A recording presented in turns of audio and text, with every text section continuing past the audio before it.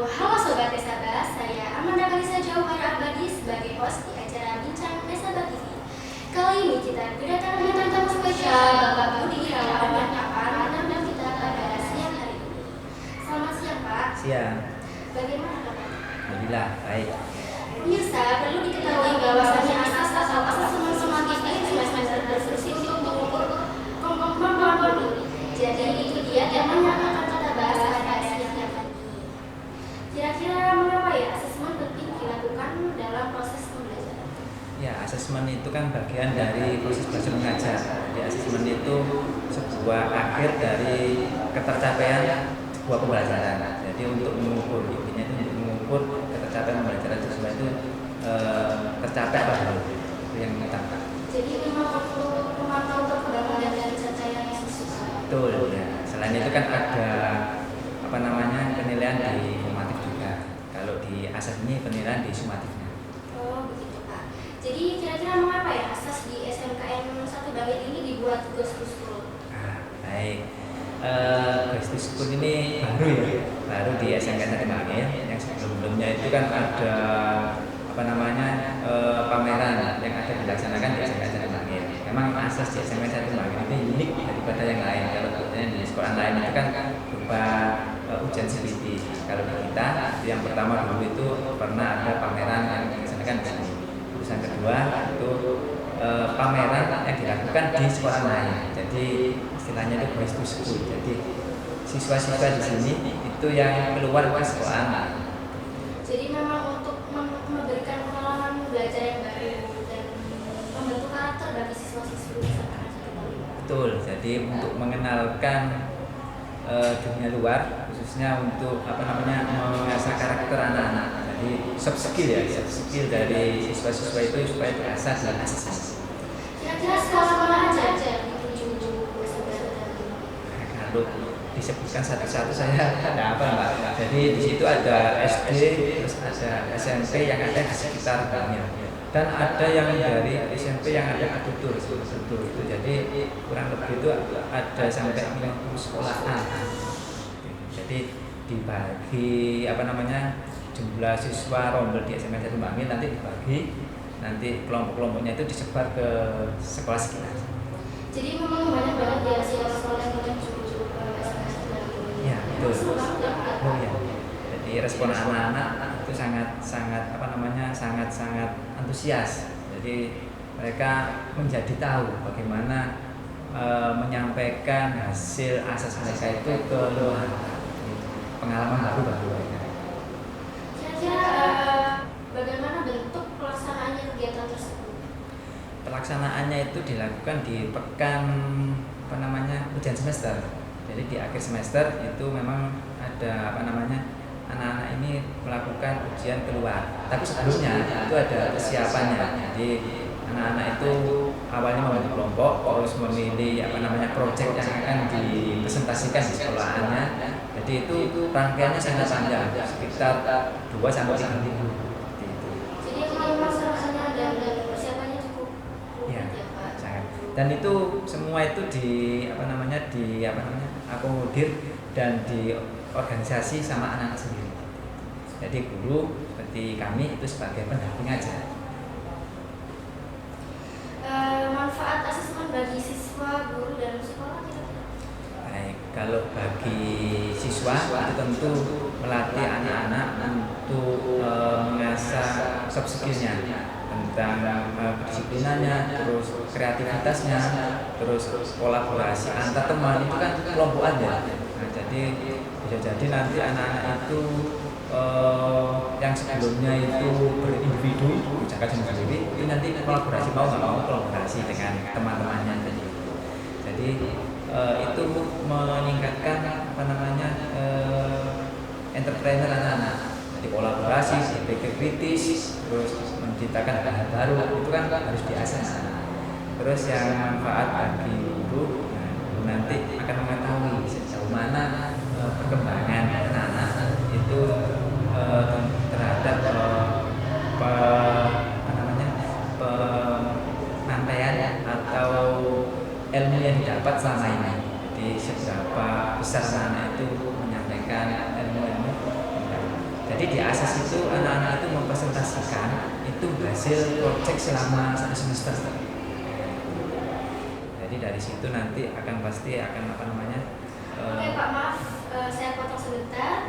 Kita jeda iklan terlebih dahulu. Jangan kemana-mana, tetap di Mesa Batik.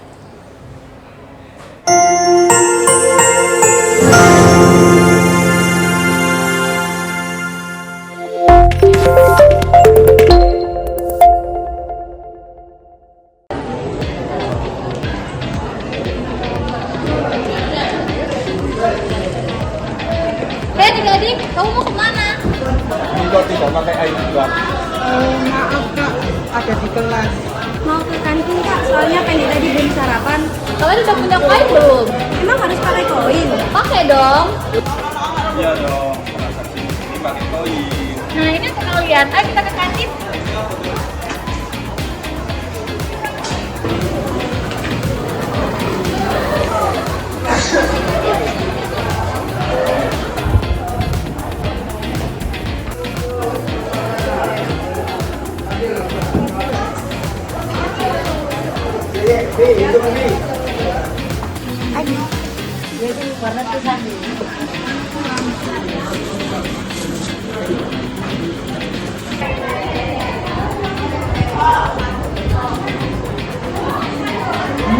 Enak banget. Iya enak banget, tempatnya juga bersih. Iya dong, karena penjual di sini harus diseleksi dan memenuhi beberapa syarat. Oh gitu ya kak. Nah, keuntungan dari NFC ini untuk membantu kegiatan siswa juga loh. Misalnya, untuk membeli meja duduk di Masjid Ulul Albab dan untuk kegiatan HUT sekolah kemarin. Dan yang paling penting lagi, 2,5%-nya untuk membantu teman-teman kita yang kurang beruntung. Kamu tahu kenapa? Karena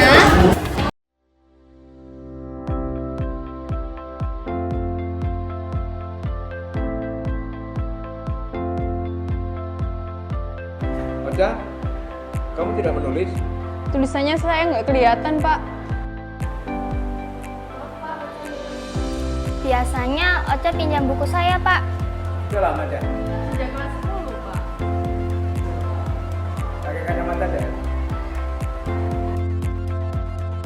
Ocha, lihat seperti aku ini deh. Aku juga pakai, keren kan? Iya, keren kalian. Memang beli di mana sih? Langsung aja ke Rangga Kacamata. Di Mall Surabaya. nggak usah jauh-jauh, datang aja ke Jalan Tawes 762 Kesian Tanto. Atau lihat di Instagram Rangga Kacamata. Oke deh, siap. Emang fasilitasnya ada apa aja sih? Fasilitasnya ada cuci kacamata gratis, servis kacamata gratis, periksa mata gratis, dan konsultasi pemilihan kacamata. Di sana juga banyak model kekinian loh. Gaul deh. Rangga Kacamata, pusat kacamata dan softband. Keren itu pakai kacamata.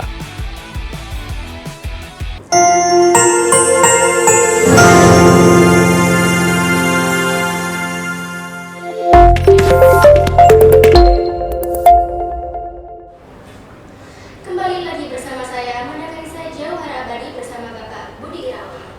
Oke Pak, kita lanjut ke pertanyaan selanjutnya. Kira-kira imbal balik dari sekolah yang dituju atau responnya itu apa? Rata-rata respon dari sekolah yang dituju itu sangat positif sekali. Jadi mereka itu sangat antusias, terutama yang di sekolah SD ya. SD itu bapak ibu guru dan kepala sekolahnya itu sangat senang sekali karena anak-anak itu sangat antusias, kan kecil-kecil sebenarnya ya. Terutama yang didatangi itu dari jurusan aneh-aneh kayak jurusan listrik, terus broadcast. Nah, mereka itu sampai mencoba peralatan-peralatan tertentu. Jadi rata-rata itu feedback dari sekolah yang dituju itu sangat positif sekali. Begitu ya Pak. Proses awal dari SMK yang dulu dituju itu apa? Nah, proses awalnya itu kan dulu itu kan ada sosialisasi dari kesiswaan, guru-guru BK dari sekolah-sekolah sekitar tentang sosialisasi yang gitu-gitu itu ya. Nah, dari situ dikenalkan bahwa di SMK Satu Bandung Bangil mau mengadakan asas yang Back to School yang ke sekolahan mereka.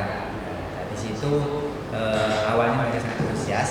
Nah, terus yang kedua itu dari kita kurikulum tentunya itu mengirim surat pemberitahuan yang intinya itu meminta izin untuk ditempati sebagai tempat Back to School. Di situ di sekolah-sekolahnya dituju SD atau SMP itu menanggapi dengan positif sekali.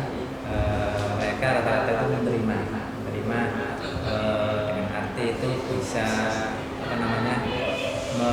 menerima semua kelompok. Kan ada yang satu sekolahan misalkan dari SMP itu SMP 1 misalkan itu kan bisa sampai menerima itu sampai lebih dari 10 kelompok. Nanti 10 kelompok ini nanti disebar ke 10 kelas yang ada di SMP. Itu yang kebetulan kemarin itu di kelas 9. Jadi kelas 9 itu semua kelas 9 di SMP itu ditempati tim dari ujian asas Back to School yang di SMP Bangil itu mengisi di 9 kelas itu. Jadi yang awalnya itu kita memberi di proposal itu cuma 5 kelompok, ternyata mereka antusias. Jadi semua kelas kalau bisa berarti itu dimasuki dari tim SMP Bangil. Jadi memang banyak-banyak yang antusias Ya, tentunya di SMP 1 Bangil jadi harus mempersiapkan. Jadi banyak yang kemarin itu yang awalnya itu misalkan di kelas 10 ya, ujian asasnya itu ke SD. Ternyata permintaan di SMP itu sangat besar. Jadi dialihkan ya, semula itu anak kelas 10 itu ujian asasnya itu ke SD, tapi dialihkan ke kelas SMP. Itu kan butuh persiapan sendiri yang di kelas 10-nya ujiannya. Jadi itu asiknya ujian di asis ini. Jadi pembagian tiap kelompok agar semua terlibat itu Baik, supaya terlibat itu tentu secara teknis itu pembagiannya diatur di wali kelas namanya. Wali kelas koordinasi dengan kepala programnya itu dalam satu kelas itu terdiri dari 4 kelompok. Satu kelas itu terdiri dari 4 kelompok. Nah, 4 kelompok ini itu akan disebar ke sekolah-sekolahan yang tidak sama. Jadi 4 kelompok ini tentu yang mengetahui ya wali kelas dan prodinya. Jadi 4 kelompok ini membuat proyek di jurusannya untuk dibawa ke sekolah tujuan. Jadi itu awal-awal pembentukan kelompoknya.